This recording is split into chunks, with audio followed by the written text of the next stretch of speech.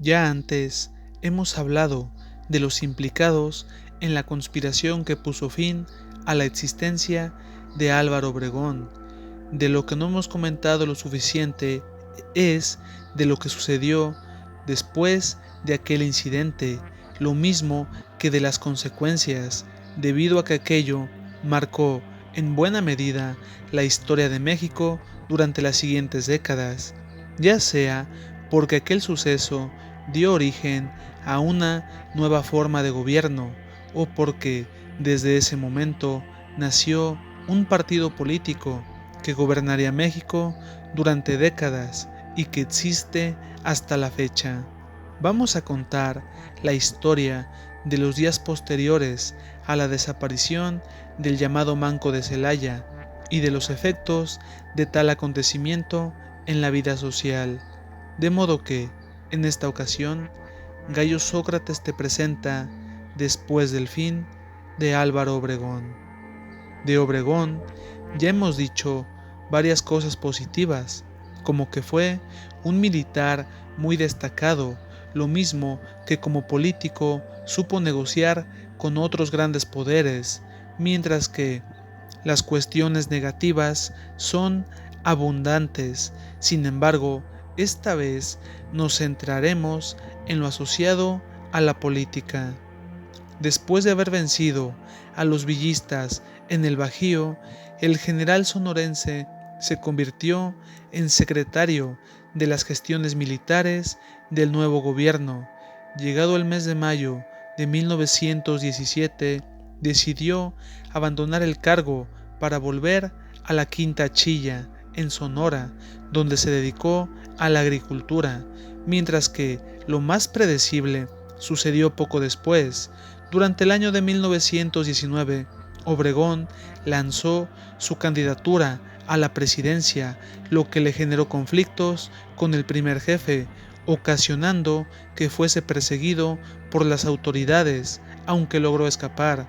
No pasó mucho para que se diera a conocer el plan de Agua Prieta, y el barón de Cuatro Ciénegas desaparecería durante 1920, dejando el gobierno interino en manos de Adolfo de la Huerta, lo que dio lugar a que Álvaro Obregón finalmente ocupara la presidencia a finales de 1920.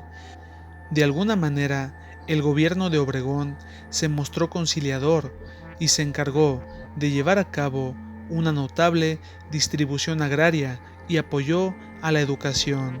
Durante 1923 llegó de nueva cuenta la sucesión presidencial y su antiguo compañero Adolfo de la Huerta se sublevó en contra del gobierno obregonista cuando fue más que evidente que se pensaba imponer a Plutarco Elías Calles como sucesor a la presidencia.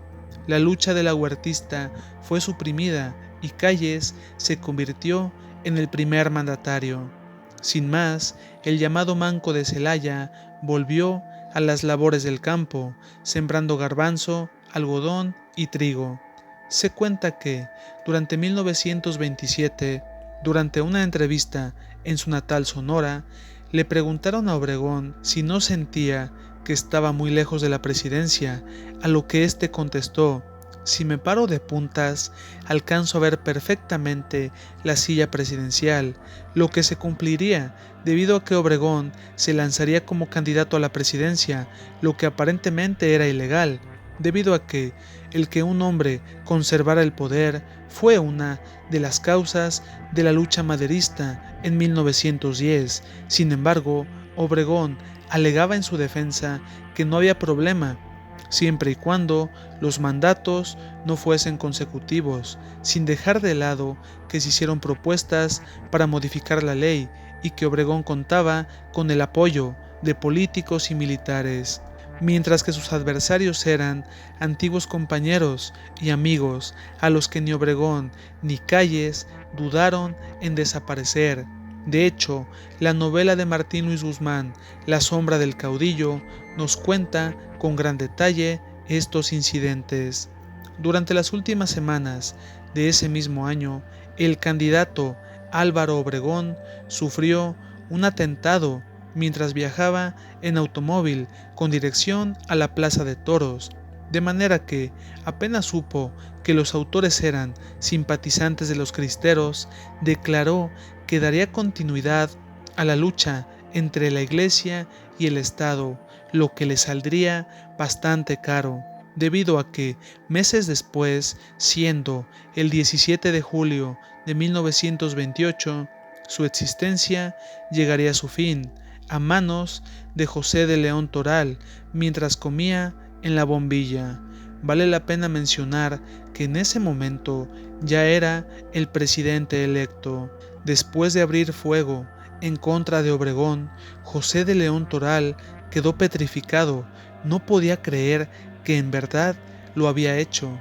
De inmediato, un diputado de apellido Fernández Martínez lo desarmó y con ayuda de otros lo sometieron. Le dieron de golpes y cachazos.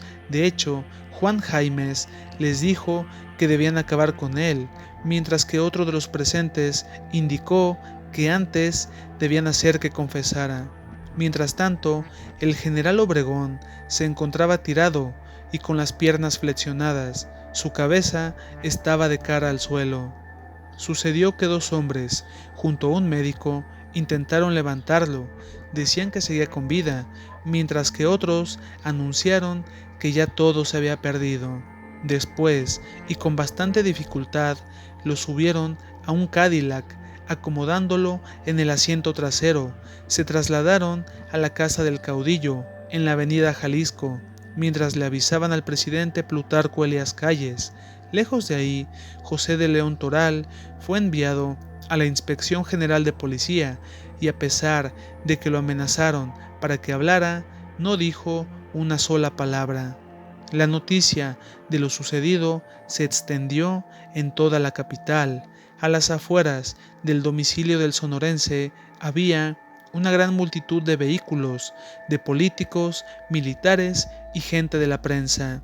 La empleada doméstica, llamada Valentina, se desmayó al ver a su patrón. Lo colocaron en una habitación de la planta baja, donde ya se encontraba el doctor Osornio, mismo médico que lo había atendido durante las batallas del Bajío. Dio fe de que el caudillo no había sobrevivido. Después llegó el presidente Plutarco Elías Calles, bastante descontento. Entró en la habitación y se acercó a su antiguo colega, diciendo: ¿No querías ser presidente? No llegaste. Se encontraba presente el coronel Higinio Álvarez y, notablemente molesto por las palabras de Calles, desenfundó, siendo detenido por el médico. Después Calles le pidió a su secretaria que lo comunicara con la Inspección General de Policía e hizo llamar a un miembro de la Gendarmería para que sacara los archivos de Obregón, lo que una vez más generó molestia entre los presentes, y uno de ellos le dijo a Calles que el obregonismo no había desaparecido y que seguramente el culpable había sido Luis Napoleón Morones, líder sindical cercano a Calles y con claras aspiraciones presidenciales. No pasó mucho para que se enteraran de que Humberto, el hijo de Obregón, había salido de su casa para buscar a Morones y desquitarse, y que haría lo mismo con Toral. Sin más, el presidente Calles abandonó la vivienda y se marchó a la Inspección General de Policía, donde se entrevistó con José de León Toral. Le preguntó quién le había dado la orden de acabar con Obregón, y éste se limitó a contestar que lo había hecho por Cristo. Después le preguntó que por qué había acabado con Obregón en vez de acabar directamente con el presidente, a lo que Toral le contestó que era necesario destruir los cimientos y luego acabar con el edificio. Más tarde, los obregonistas formaron una comisión para dialogar con Calles. Dicho grupo se conformaba por Aarón Sáenz, Emilio Portes Gil, Luis León y Arturo Orsí. Ya frente a Calles insistieron en culpar a Morones y pidieron que se investigara el caso. Ya en la noche, el general Obregón fue llevado al Salón de Embajadores de Palacio Nacional, donde se le ofrecieron varios homenajes. Durante la guardia estuvieron presentes Plutarco Elías Calles, Aaron Sáenz y Joaquín Amaro, lo mismo que varios familiares del sonorense. La mañana siguiente, su féretro fue cubierto por la bandera nacional y fue llevado al patio central de Palacio. De ahí lo trasladaron a la estación del tren, a bordo de un vehículo de galloso. Varios políticos y militares formaban parte del cortejo. De ahí lo colocaron en un tren y fue enviado a su natal Sonora, donde sería sepultado. Durante el proceso no faltaron los discursos en honor a Obregón, diciendo que había sido un gran patriota y que México sufría una gran pérdida. Lo más curioso es que días después, el presidente Plutarco Elías Calles declaró que el país había perdido a su estadista más completo y prometió que los autores materiales e intelectuales terminarían pagando su falta, sin dejar de lado que aseguró que él se encargaría de no olvidar la obra progresista del caudillo. Lo que muy pocos imaginaron en ese momento sería que Calles daría continuidad a su mandato, dejando la presidencia interina a un obregonista como Emilio Portes Gil y a otros más que se ocuparían del gobierno, mientras Calles mandaba detrás de la silla presidencial, sin omitir que se fundaría el partido oficial, mismo que gobernaría México durante décadas. Fue así que la desaparición de un hombre infame le daría un poder excesivo a otros de la misma clase, mientras la nación mexicana se hundía en el presidencialismo y México se convertía en el país de un solo hombre. De ese modo, llegamos al final de este video. Si te gustó, danos un like y suscríbete para más trabajos. Gracias.